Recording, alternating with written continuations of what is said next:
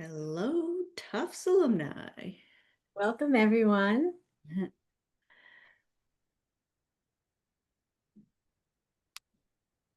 Happy Wednesday. It is Wednesday, right? It is. This is one of those weeks I'm not sure. Hi, David. Hi, Joseph. So, as if you know the drill with our webinars, we'd love to know where you're zooming in from. And put your location and maybe one word that describes how you're feeling today about about the content that we're about to discuss. So we have about 300 people registered for this today, if you can believe it. Becky's been getting hundreds. Of course, there's always a melt. So we're hoping to get to over 100 like we did last time, right, Becky? Yeah, we had 119 last time. Oh, I'm sorry you're anxious, Joseph. Hopefully you'll feel better after this. We've got, yeah, I think a lot of people are anxious about their job search right now. So Yeah. that's that's my job. All right. So we've got just about 50. I'm admitting them all. And I think what we'll do is we will start. So welcome everyone. Thanks for joining today. I'm Nicole Anderson and I oversee Alumni Career Services at Tufts. Today's webinar is Master Your Professional Story, the Tell Me About Yourself formula that opens doors with alum and career coach Becky Farone. Let me talk a little bit about Tufts Alumni Career Services first. We present programs like this one, including webinars and networking events and other events across the country for all alumni from all schools. So please check the Alumni and Friends calendar. Our second goal is to foster connections between alumni and students. We work together with our campus partners like the Tufts University College's Center for Professional and Workforce Impact. They offer high quality programs designed to help you advance, change, and explore new career options. And lastly, we collaborate with all of the Tufts schools career centers, so the undergraduate schools and the grad and professional schools. So you should check your school's career center for resources and links to advising. I'll put links to all of these resources in the chat. So now for today's webinar, we'll be presenting for about 50 minutes and we have a jam-packed session. So we're going to hold questions until the end. I'll indicate when it's time for you to throw your questions in the chat and to unmute yourself, but we're going to hold those to the end. We are recording this webinar and it will be posted on our YouTube playlist. And finally, before I introduce our speaker, I want to acknowledge the Office of Alumni Engagement's Community Values Statement. Our mission invokes an environment of mutual respect, free expression, and inquiry. Program participants accept these principles when they join this community, and in doing so, they agree to abide by the following community values: respect for the rights, differences, experiences, and dignity of others. We express our viewpoints in a thoughtful and respectful manner. We have an honest and integrity in working with all members of our community, and we are accountable for personal behavior. So let me introduce Becky. Becky Farone is the founder of Fireworks Coaching. She has spent over 30 years in tech, often as the only woman in the room. She began her career at Microsoft on the original Outlook team and later led successful initiatives at Nike, Starbucks headquarters, Kaiser, and Columbia Sportswear. In 2021, she shifted to career coaching to improve work experiences, helping professional women, among others, professional women over 40 navigate career transitions with design thinking, feminism, and thought work. Becky is an adjunct career advisor at MIT Sloan. She speaks to corporate women's groups and she holds a Bachelor of Arts from Tufts and a Master's in Information Design and Business from Carnegie Mellon. So Becky will share how positive intelligence can enhance your leadership, strengthen your resilience, and promote personal growth. And by the end of the session, you'll understand how to use the tools that she presents to boost your career success and personal fulfillment. So now I'll hand it over to Becky. Hello, everybody. How's it going?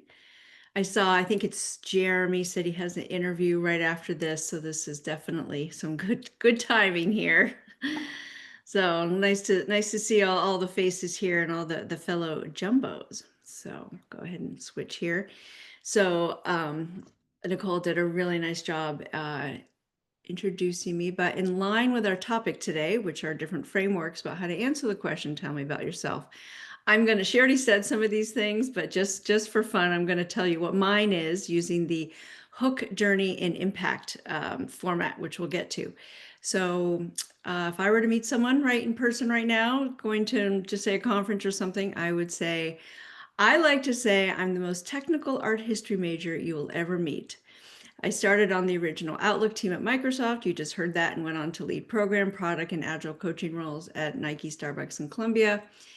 And the impact I've had across both tech leadership and now coaching, my impact is consistent. I create structure and complexity and help people thrive, especially thoughtful women who tend to overthink. I am one. So they can move from doubt to decisive leadership of themselves and others. So we're going to be talking about more about how you can create your own version of that. So a little bit of just moment about exactly what I do on my website, but really the point is people come to me, they think it's about their career or their work problem. They feel stuck in some way, but really they're actually coming to me because they need help to either learn or relearn to trust themselves and then stand up for that. So, and most of us do, men or women. I love to help folks advocate for themselves, claim their power, make clear decisions, and rebuild their confidence. If you've been here before, you will have heard this story, but I'm really still continue to be motivated by my own personal experience of at one point earlier on in my career, like, I have to go to grad school. How many of us have ever said that? And it took me 5 years and $80,000 to finally go to Carnegie Mellon, great school, not unhappy I have that degree, but it did not solve the answer or answer the question of what do I really want to be doing with my career and my life. So it was an expensive experience that you all get to enjoy the benefits of now. So here's what we're going to do today. Grab a pen and paper or whatever you like to draw or write with, crayons, sticky notes, your wall, it doesn't matter. So we're going to talk a little bit about how to really be clear that you're aware of your audience when you're answering this question. Tell me about yourself. We're going to share these two frameworks, and then we're going to practice creating them. And at the very end, I'll give you a present. So the challenge, let's be honest, most of us are terrible at this question, and it's not your fault. So we've all been taught to be modest or comprehensive or chronological. And sometimes it works, but often maybe not particularly. If you're winging it, it doesn't work very well. And the stakes are pretty high. There's first impressions, networking opportunities, interview outcomes. And when I was younger and hadn't learned about this stuff, I really used to ramble. I thought I had to tell everybody everything. I would include things like where I grew up, Vermont, what I majored in. You just heard that, art history. And maybe even my favorite food, pizza. No, I never said pizza in an interview, but I might as well have. So getting the job, needless to say, was kind of hit or miss, but that really changed when I started learning how to really prepare what I wanted to say, memorizing it, and how to make those things that I was saying really matter to the person I was talking to, hiring manager, interviewer, networking contact. So today we're going to really practice and replace this rambling with some intentional storytelling. So I would like to get some voices in the room, whether you want to come off mute or in chat, and Nicole will let me know. But what kind of challenges have you guys had, right? What's happened when you try to explain yourself, who you are, to interviewers or networking? I'd like to chime in. Yeah, go ahead. Sure. For me, the challenge has been extremely cultural. I come from a culture where we're not supposed to talk about our accomplishments Ah, and say what they are. We're supposed to demonstrate them in a traditional system of employment that just takes a lot of people in and then watches them as they move forward in life. And here in America, although I'm a fantastic storyteller, I'm an author, I hesitate to tell my story. I feel intimidated. And I have not been able to overcome that challenge. What I have done is attend classes like yours or to see how other people talk about themselves and realize what an important component of cultural life in America, storytelling and speaking about one's thoughts and ideas is. And I'm trying to adapt to that, but I can't help feeling intimidated by it. okay. Thank you for sharing that. Where are you from? Iran originally. I'm an Okay. American Yeah. citizen. I've been here for 25, 26 years, but it's still a challenge. Yeah. I hear that. I coach a lot of MBA students at MIT, and I would say 90% of them are from out of the country. And I hear that. I hear the, oh, you in America do it this way, or it's transactional. And I completely agree that there's a cultural impact. But what also helps with that, which was not originally part of my presentation here, is turning on your curiosity.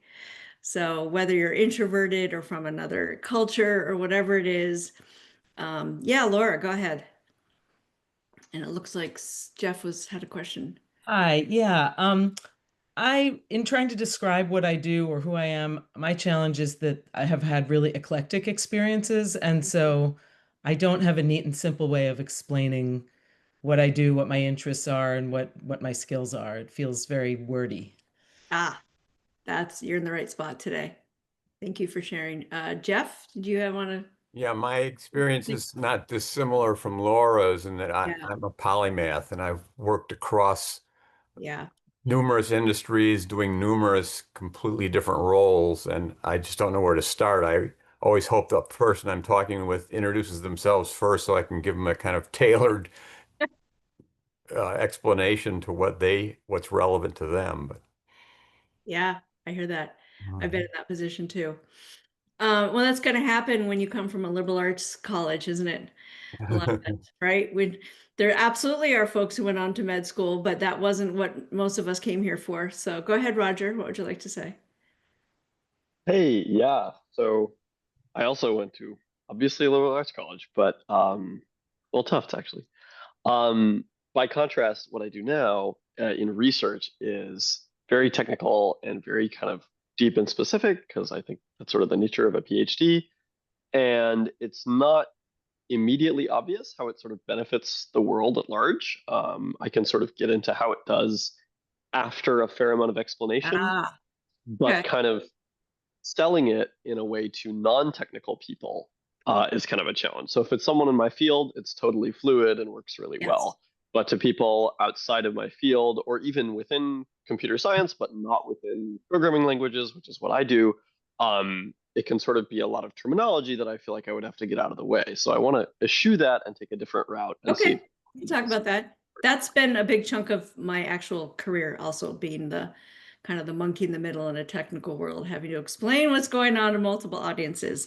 So we can talk about that too. All right. So just for time, I'm going to move on, but really thank you everybody who spoke up. And we got some in the chat too. Yep, introverted can turn me into rambling. I hear that, Sarah. I don't consider myself to be introverted, but I have the opposite. I have so many words coming out of my head. Someone's got to stop me. So now I have a process for that. Okay, so here's the first thing we're going to talk about is really figure out who you're talking to. Jeff, you mentioned that a little bit in terms of you want to know who you're talking to first to tailor your story. But for most of us in the situation, I'm not really talking about social, though there's no reason why you can't use some of this in a social situation. But you want to be sure you know who is asking and what's important to them. What do they really care about, right? The hiring manager wants to know, can you do the job? Can you fit in the culture? Maybe your networking connection wants to know, like, why are you talking to me? Or what can I do for you? I will tell you a little trick is that humans really do want to help other humans, but you got to make it easy for them, for us, right? Got to be clear about what that is. And what impression do you want to leave? Confident, experienced, authentic. Usually we want to leave all of those things. And what we're going to talk about is a way to do that. So let's go to this guy. Some reason, there it is. Okay. When you're talking to a hiring manager and or an interviewer, so just one second, I'm having trouble with my windows. Okay, so here's what generally are the top needs that you need to be answering in your answer to tell me about yourself. Do you have the experience, the skills, the education, and the cultural fit? We already started talking about cultural today. So one example could be Roger works in a really, really technical place. So the ability to perhaps, I'm going to make this up, but I've also been there, to be very direct and problem solution oriented is going to be prized above if you go work for an arts organization, for example, right? There maybe the social aspects or the creativity aspects are going to be things that you really want to emphasize. So those are just kind of some examples. But what you also, I haven't mentioned yet so far, if you are interviewing, hopefully you have a job description. That's where it all starts when you're preparing to answer the tell me about yourself. And that's what, they've already written down, what they really care about. So you may not always have that when you're networking or reaching out to a recruiter or interviewing, or not, yes, you should have it interviewing, but you want to be tailoring it to what the other person's needs are, but also you want to be saying what you want. It's a tough balance, I know. Okay. So just a little bit more about networking and informational interviews. There's different kinds of those. You have to connect the dots for the person you're talking to. Why do you want to talk to them? Whether you're reaching out over LinkedIn in a written form, or meeting someone at a conference, or going out of your way and saying, I really want to meet this person because they have the kind of career that I want to have. You have to tell them that. You'd be surprised how often this doesn't happen. You also want to be able to offer value. Maybe it's later, but networking and informational interviews, that's all based on a relationship. You're going to have this person in your life now, maybe not every day, and maybe you're not going out to dinner with them, but we do things for each other mutually in this world. Like maybe you send them an article later. How genuine and authentic are you able to be while also explaining who you are is going to go a long way. And how well are you listening to what they say? So I know that here we are today talking about what do I want to say? What do I want to say? But when you get comfortable with something and memorize it and try it out, then you can then move on to really listening to the person you're talking to. Okay, so these are the two frameworks. We are not, this isn't the slide to go into them in detail. I'm giving you a bit of a preview so you can know where we're going. So just these images will come up again, but here's where we're going, because now we're going to meet Steve. We're going to use an example of a somewhat fictional, partially not, person to show examples of both of these two frameworks. So I don't expect you to, I know it's small. You don't have to read everything. Just what this is somebody's resume who's a change manager. And this, by the way, this manager was tailored already for the job he wants, which is on the next slide. So whatever pops up that you see, what things are just that you want to remember a little bit as we go through. So I'm going to give you another maybe 20 seconds just to kind of read through this if you can. Again, we're not going for perfection, we're going for targeting. So, okay. So let's go and see what Steve wants. This is, again, I'm not asking you to memorize this or know every single thing. This is getting the gist, getting the kind of a scan of, okay, here's the title he's going through. He has an interview tomorrow and he's preparing for what he's going through next. Again, he already knew this job description and he tailored the resume on the previous slide to this. Always going to be your first step. Okay, so now let's go into the frameworks. Here is the very first framework. By the way, as you all know, the internet in the world is a very large place. You could go to Google and find a million of these. These are the two that I've chosen to focus on because I think they're the most effective in the work that I've done. And also, you don't need to go research stuff when I'm providing this for you. So this is the first one. So this one is linear, but it's strategic, this past, present, future. You're not trying to tell your whole life story. It's not chronological storytelling. It's a purposeful progression. So the past, what equipped you for where you are now, right? If it's a PhD, if it's an undergrad, if it's experience, there's plenty of people who don't have college degrees out here who've had amazing experience and they've gotten to where they are. So present, what do you do now and what are you known for? This is always something to be thinking about. Like, what's special about you? What's special about you, Roger? I happen to see your face right here. You don't have to answer that. I shared something about what's special at me. I'm like a really technical art history major. I did not intend to go work for Microsoft after graduating from Tufts, but it happened. That's a funny story for another time. And then the future, where are you going and why? So, and there's all sorts of ways that you can use this. So even though I'm sharing two frameworks, You can use either one of them for any of these situations, but I'm just going to list some out, right? So this one could be great for obviously interviewing, networking, performance reviews. This could be a really interesting way to have a performance review. And also career transition conversations. We're not all going to do the same thing we chose to do at 22 when we graduated. And then most importantly, this is true for any time you're answering the question, tell me about yourself. You got to stick to 60 to 90 seconds max. Have you ever been in front of somebody and gone on and you see their face go, you know, some version of that? It's pretty uncomfortable. Been there, have the t-shirt. Okay, so let's take a look at Steve's version of this. So I did not want to go there. Give me 1 second. There we go. Okay, so this is Steve's version of the past, present, and future. So you can obviously all read it yourself. I'm going to go ahead and do it. So in the past, Steve has over 10 years of experience leading organizational transformation from training and software adoption to consulting for renewable energy startups and managing enterprise-wide innovation programs. What is he doing now? He's interviewing. I'm now combining his MBA.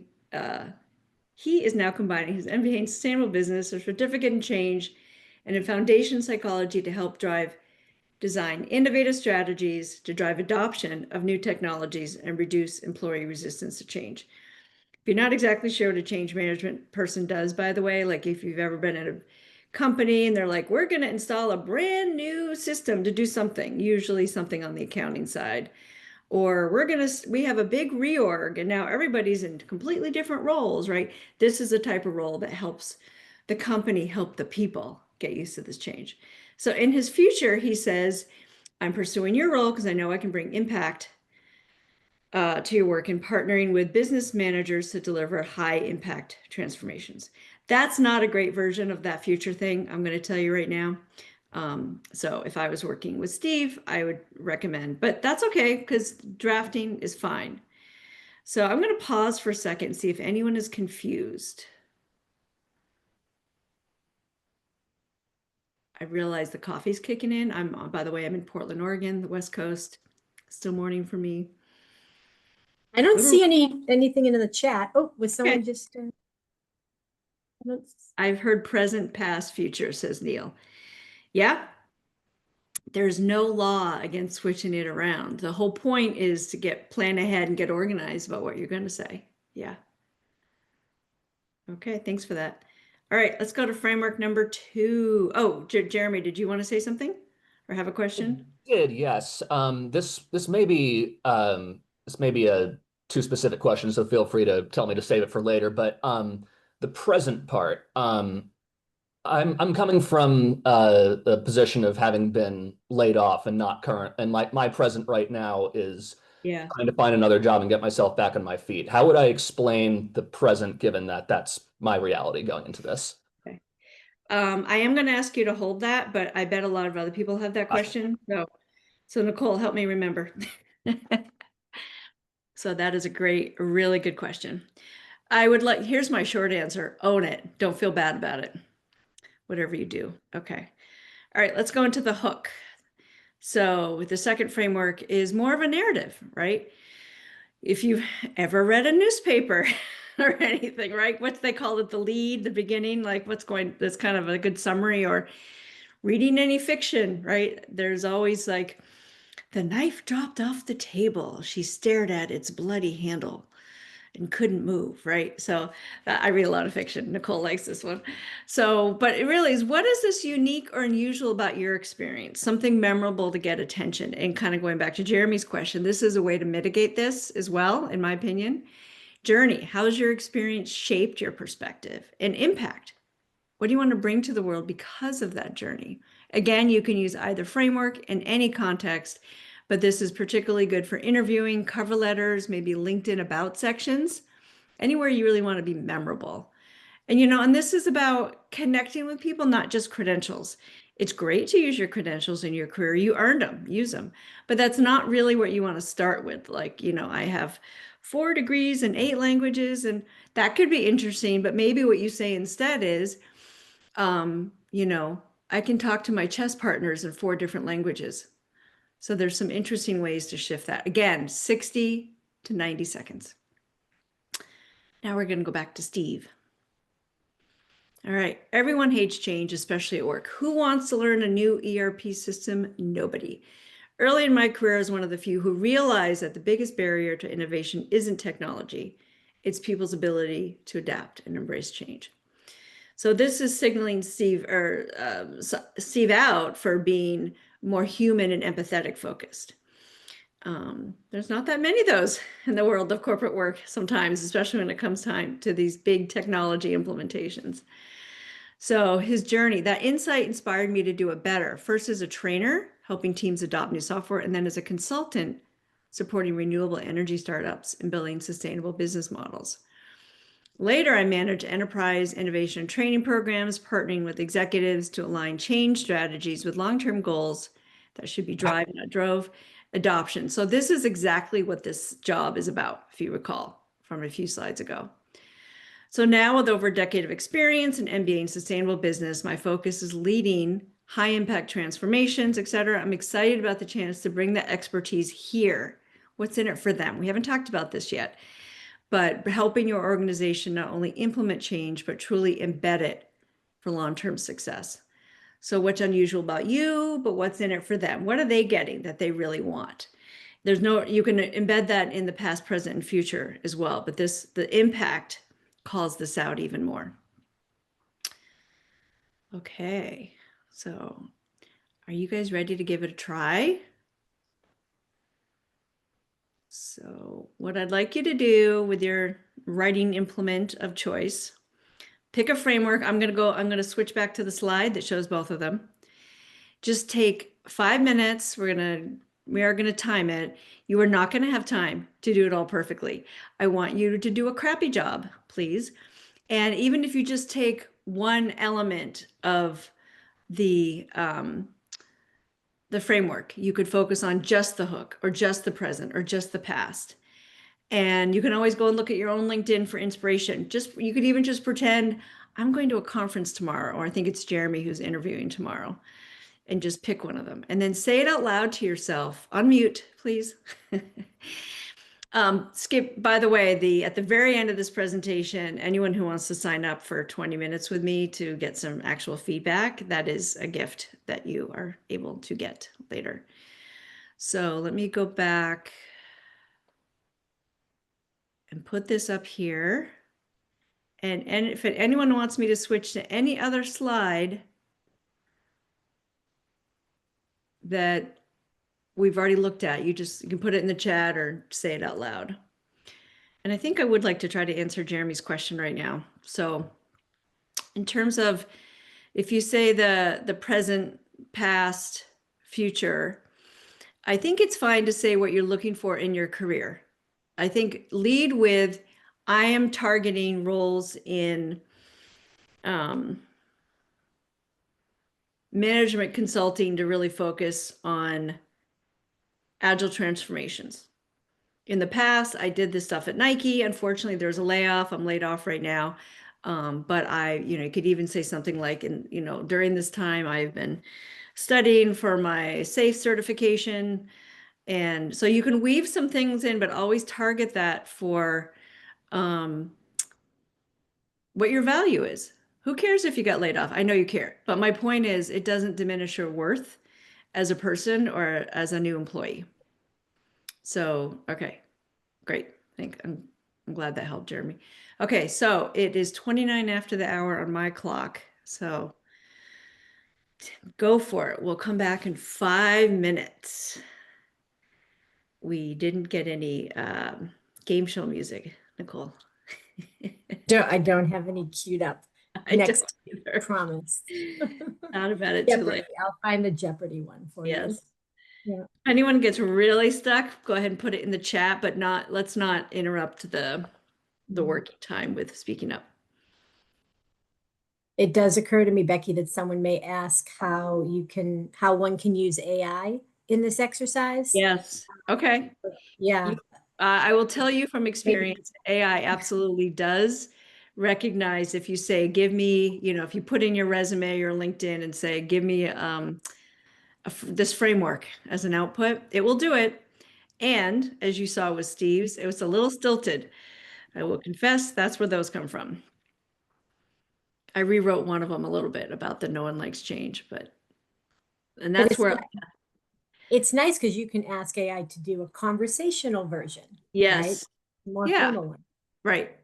Or you can transition it to a LinkedIn about page, or you can say, I come from another culture. Help me use one that makes sense for who I need to talk to, but I don't know if it'll do that, but also be authentic to who I am.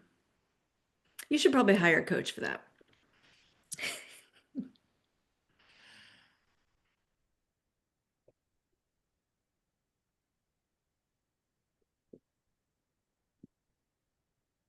About another 4 minutes.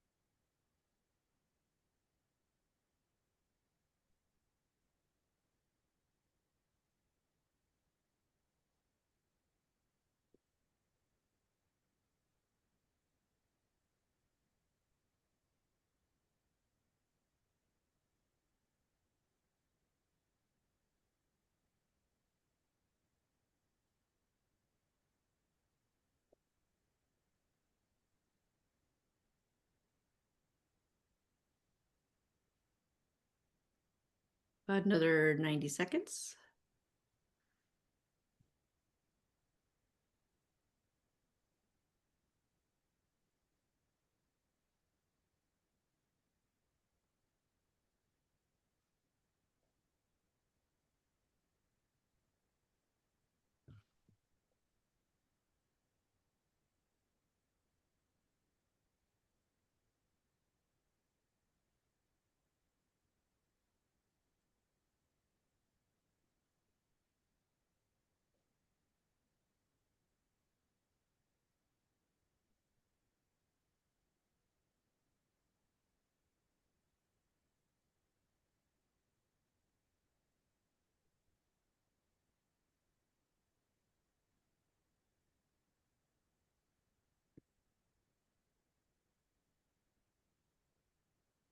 Okay, Alexa asked a good question, but I think we're just about at time. She said, any specific advice for how to frame yourself and experience when you know you're pursuing jobs for which you're overqualified? I'm going to hold that one to the end, but we will not forget. I also realize my image here shows present, past, and future, and I have been saying past, present, and future. So it doesn't actually matter. Again, the whole point is get organized and be purposeful about what you want to say. Okay, so how did this go? We'll take just a few minutes. You can say verbally or in the chat. What was that experience like for you? It helped me concentrate on what I need to say rather than be scattered. Okay, wonderful.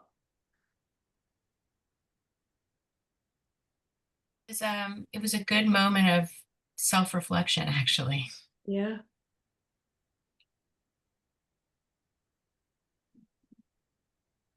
There's a I lot of, realized that I could add human parts to my story, which like an AI cannot do, which was yeah, really nice to know.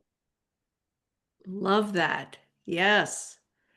AI is a tool, not the boss of us today. Might be different another day. Anybody else? A lot of great stuff in the chat. Oh, good. Okay, wait, I have it up. Let me take a look. Okay, doubted my word choice a lot. Okay, good to have a framework, more time. Yeah, you will need more time. Looks like Susan said she likes the hook version, concise and focused from Rory. Pulled together several threads of thought. Oh, that's interesting, David. Yeah. Is that one of those like, oh, I should have said that after you walked out of the interview? That happens to me too. Moments in career that show about my past and future both at once. Clayton, I doubted my word choice.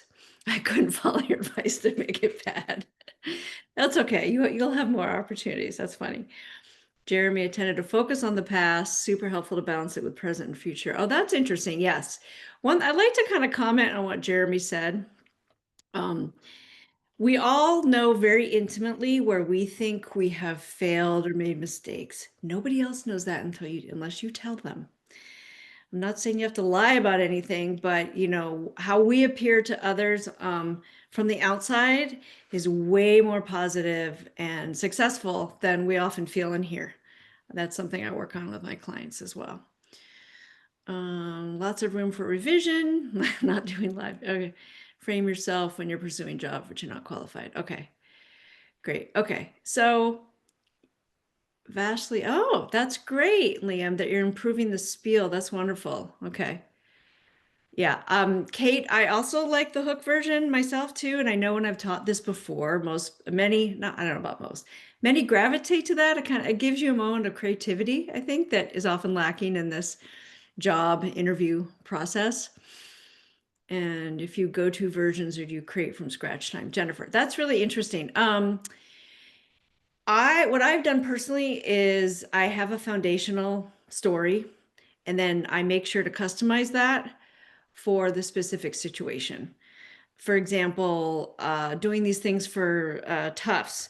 I started off, my very first one was talking about how a woman can have the courage to speak up. And so I made sure to include in my bio or whatever that Nicole just read that I had an unconventional background because I do think that helps me speak up more. So, but then I just sort of kept it because then I realized that is a good plug for helping people change. But if I were actually applying for a job as a coach inside a corporation, I probably wouldn't include that. Yeah, hokey, no hokiness, John. Okay, so let me go back to the question about applying for something that you're not fully, for which you're overqualified. Is that the question, Alexa? I thought you said under. Was it maybe someone had that question too? Yes, definitely both, because I find myself overqualified and underqualified, and I'm not sure how to navigate. Yeah. Okay. So the overqualified is, I don't, so much of this job process is subjective, and we all know that. But what I like to do is the more you include in your answer possible objections in either direction, over or underqualified, then you have control of the story. So if you're overqualified, someone says, well, you have 20 years of experience, we're just looking for someone with 10, then you make sure and say why you're applying for it. I mean, because you need a job. But you could say, I've done this for a while and I'm really ready to maybe focus more deeply on one element of the job, or maybe you're mentoring others. You want to be kind of a good role model, something so they don't think like this person's going to be bored and going to leave right away. I don't know if I can say that off the cuff right here, but that general direction. Excuse me, so did you say the more we include in our answers possible goals and objectives? No, possible objections from the interviewer. Objection? Yeah. What does that mean? So it means, in this case, objection means a reason. They might say, well, I don't know. Like this person's like, if I'm someone hiring you and I see that you have 20 years of experience and I only want someone with 7 or 8, my objection my reason to say no could be, oh, they're overqualified. So if instead you provide an answer to that kind of unspoken question, does that help? Yes, very much. Okay. Thanks. Yeah. And the same with underqualified. Like you only have 5 years, they're asking for 10. How can you show or explain why you're different and why you should be considered? Like if you're, especially if you're transitioning to a different career path. So that would be a longer story than we have here.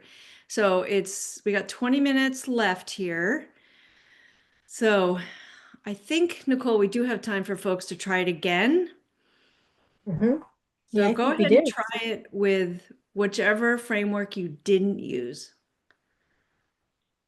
And since we're a little bit warmed up, we're going to do 4 minutes for this.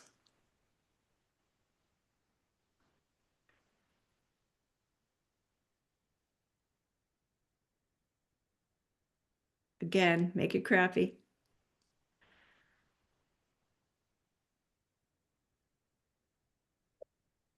Sometimes what I do is take a bunch of stickies and write some fragments and just put them up on a wall.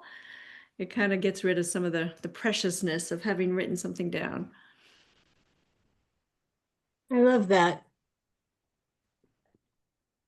Like Plus, story mapping, storyboarding yes, for yourself. exactly. Yeah. Yep. It kind of it's nothing's permanent, but how many stickies do you have in your garbage pail? I have a lot.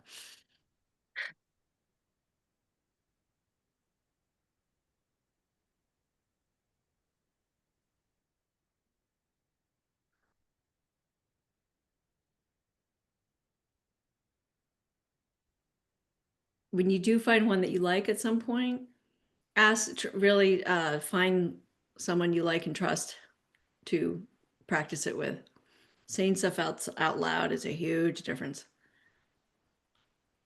Yeah, and when you ask someone who really knows you, Yeah. they can critique you and sort of say like, "Oh, it's interesting Yeah. that you didn't bring up this other thing that you Right. talk about much, or that is so personal or aligns with your values. I would have thought you would have included that." So I Exactly. like. Or did you forget you founded eBay? Because I don't know if you guys know this, but the guy who founded eBay is a Tufts grad, Pierre Omidyar. Omidyar. Omidyar. Omidyars, yeah. He's an Iranian. Yeah, Iranian. Yeah. that's wonderful. And they actually helped us to create the Career Center Summer Internship Grant Program.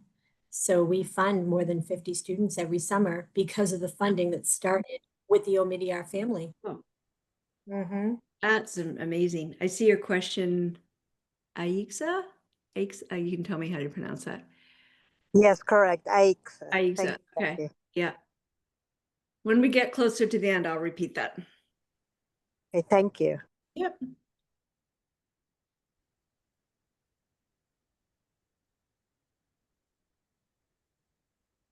All right. How's the crappiness going? What I really wanted to say is do a shitty first draft. Hopefully it's okay if I swear here. And that comes from the author Anne Lamott. If anyone knows her, I think she's kind of credited with that phrase. But the idea is giving yourself some freedom here.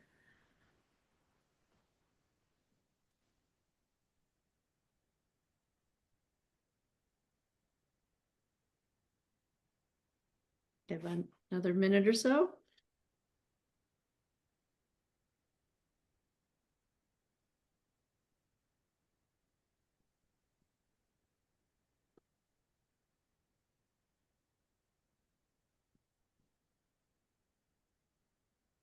Did you notice, Nicole, that I changed some of my colors so it's the Tufts blue?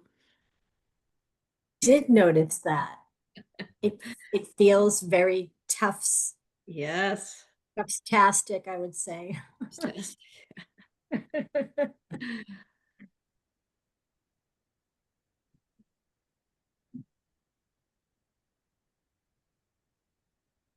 I have my Tufts hat from being at reunion. I should have grabbed it.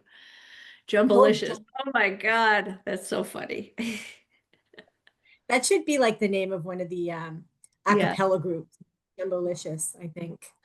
Here, I do have this. I have a bumper sticker. Oh, your Okay, sticker. there we go. Okay. I never Well, put it on just a car because, as my friend says, car is not a Christmas tree. Okay, so I think we're at time. So how did this go?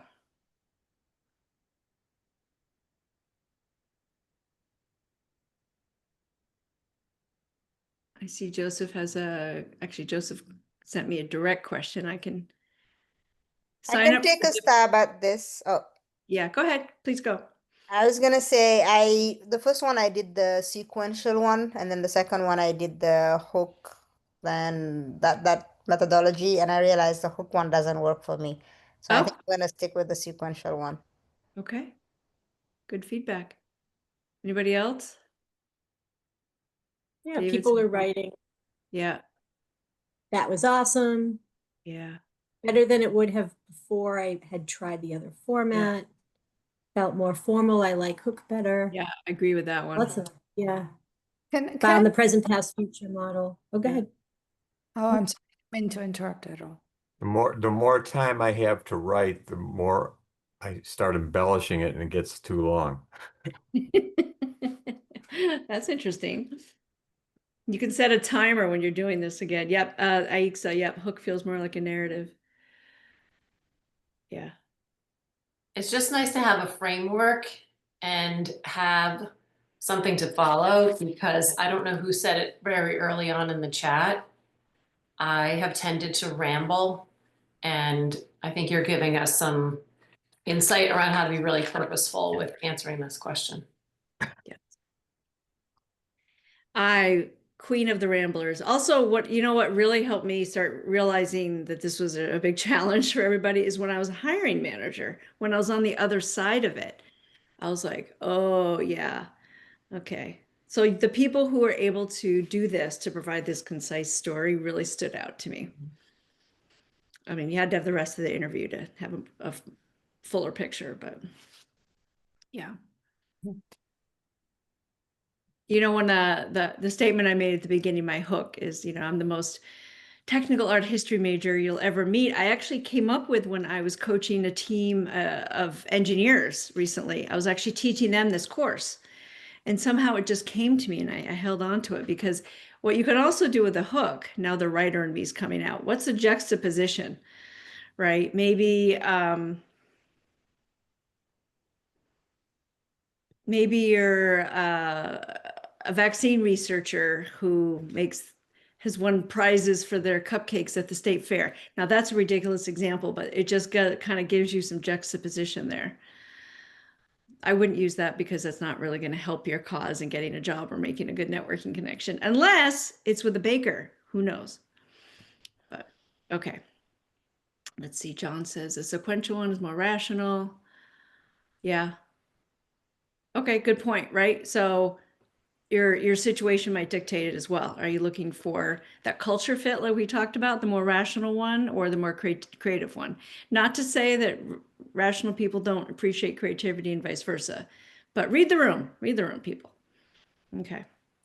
All right, and then I wanted to go back to, so you asked me to repeat. What do you do if you're, I think your question was underqualified? Either one. So there's actually another resource I'd like to share for those situations. So the general, I'm going to give you a general answer, which is what I said before, and then I'm going to give you something new. The general answer is if you think you're underqualified or overqualified, and if you are concerned that the person you're talking to will dismiss you, which is another way of saying has objections, will dismiss you or reject you, think about what they might be most worried about in that situation and write to counteract it. So let's see. If I was trying to get a job as a project manager and they wanted 10 years experience and I have 5, I might weave in something about my volunteer work and what the outcome of that is. Why should it matter if it was paid or not? It's experience. So that's one example. Overqualified, your project manager with 20 years experience, they only want 5, then maybe you can weave in something about how you love project management so much. This is your passion. And you don't care if is maybe a smaller project, but you are also able to mentor others and maybe complete projects faster with more on time, maybe under budget, those sort of things. So that's their benefit. The new thing I'd like to offer, which I'll give Nicole later, I know she does a follow-up email, is there's a book called 60 Seconds and You're Hired. So this is another framework, technically, and it's a really great one. And the gist of this one is you take the job description or the situation, you might have to make it up yourself, pick out the 5 top needs, 3 to 5, somewhere around there, and even just make yourself a list. Where do you meet those needs? And then you can get really specific and say, oh, well, okay, they're looking for 20 years. I only have 5. Then you can dig further in your background or something else that's special about you that's just as good, if not better, as what they're asking for. So I'll send that. If you're on Amazon, it's a pretty easy book to find too. By the way, job descriptions are wish lists. Job descriptions are often written by AI these days. People decide if they like you in the first, I don't know how many seconds. Few, not very many. But they make it look impossible. Like you have to be a robot to meet all of those requirements. I mean, don't they have the intelligence to kind of make it sound a little human? I don't know. I agree with you, and I don't know if there's any real answer. Is there any real answer to what's going on in the world right now? No. Rational answer. But having said that, you get to decide if an organization or a person is a good match for you as well. And if you're looking for more humanity and you don't see it, that's a sign for you. So let's talk a little bit before we end up here, some common pitfalls and fixes. We already talked about some of these already, but just to remind you. So too chronological, not strategic. So, really lead with your value proposition. What is interesting, unique, biggest value, always related back to the person or the entity that you're talking to. Vague accomplishments. I feel like this one's a little bit optional, but if you have them, you can use them. So thinking back to Steve, if he had a way to show that his sort of empathetic approach to change management was able to shorten the duration of change management projects by 30%, meaning people were adopting to the new software, that would be a great thing to include. Missing the why, connect your experience to what you want next. If you're talking networking, right, we talked about connecting the dots. Why are you here? What are you looking for? How can I help you?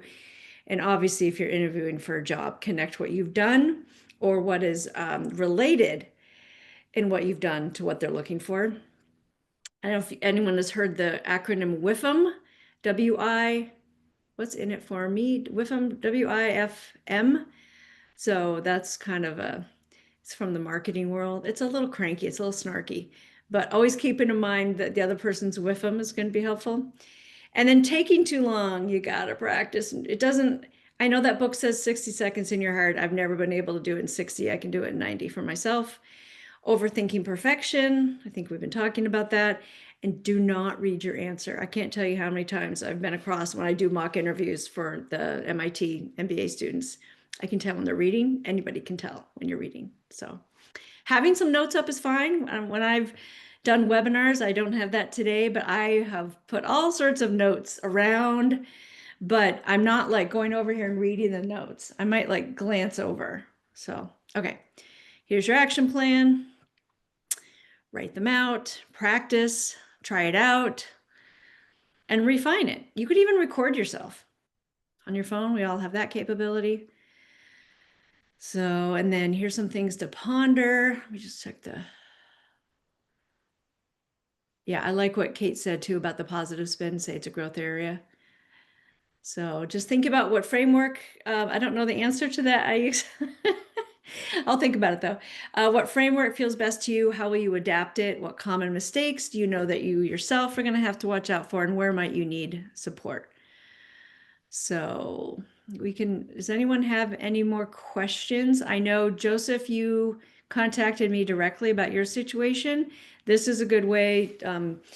Please sign up here on this form and we can talk one-on-one. So anyone who's interested and wants some feedback, The session will be on your calendar for 30 minutes, but the feedback will be about 20. And then if anything else, just to give it a buffer, it's weird to make an appointment on a calendar for 20 minutes. So you're very welcome, Camille. Okay. So any other, see if there's anything else what are some of the best answers I've heard? The best answers are the ones that are answering the questions I already had about the person, which is a kind of a vague answer to give you all. Some of the most creative ones, I'll have to think about that a little bit more. People, I haven't run into too many creative ones with that hook. I'm going to be very honest with you. So this is your opportunity to stand out. See the new ones. Yep. Yeah, you're welcome, Jennifer. It is very strategic. Yep. And then Sandra, what do you look for when you hear someone? What do I look for? Oh, okay. That's a good question. I am looking for conciseness and some structure to the answer. I'm looking, we'll talk about that in a minute, John, about the slides. I'm looking for, are they really in their answer telling me that they are qualified for the job, or if not quite literally, like we've talked about, there's some other things interesting about them. I don't mind hearing a little bit of a personal thing. Like if someone did say like, oh, by the way, I'm from Vermont. It's really weird to be here in Atlanta without snow. That doesn't bother me to have a little bit of a personal touch. Particularly because I'd probably be working in a culture that's more casual because that's who I am. And I'm kind of looking for them to be authentic. We've been talking about that. I guess you kind of know it when you see it. So I'll talk to Nicole about the slide availability. So maybe I'm definitely open to sharing some of the key slides, maybe not the whole presentation. Yeah, I'm so glad it was a good workshop for everybody. And the then video will be the Yeah. video will be up, so Yeah, you'll be that's able to true. see The video will be up. Yep. Right. I saw your question, Stephanie. I know, Stephanie. Appropriate for cover letters too. Yes, absolutely. Cover letters. Yeah. Now, the question of whether you have to do a cover letter or not these days is the great mystery of the era. If you're not sure, do it. Okay. Okay. Well, Becky, this was, as Hey. usual, phenomenal. I'm It so was glad. really interesting. I was writing down my stories. Good. Good. I like the hook version for me. Yeah. So, but thank you so much for being here. You're welcome. And well, of course, you're invited back. We'll get that info up on our calendar about when Becky will be here next and her topics, and if she is repeating anything, which is always great. And we will be getting out some info after the webinar today. The video will be up, hopefully, I'm going to say by early next week on our YouTube playlist. I put that link in the chat. So really, it was wonderful. And we want to, wish everyone great luck. Jeremy, good luck on your interview. Yeah. And again, there are a lot of resources through Alumni Career Services. We do one-on-one advising appointments. And the other schools, the professional schools, all have their own, have additional resources for you and advising appointments. We're on LinkedIn. We have a LinkedIn group with 23,000 people. So if you're not in that group, search on the Tufts University Career Network group in LinkedIn. You definitely want to be a part of that. That's where I do most of my messaging. Check out Becky's website at fireworkscoaching.com and take advantage of that freebie he's offering. It's really, thank you so much. Much gratitude to you, Becky. So I think that's it. We're at 1:59, and we wish you the best of luck and have a great day and a great weekend. Thanks all. Thanks for all the great questions, everybody. Take care. Bye-bye.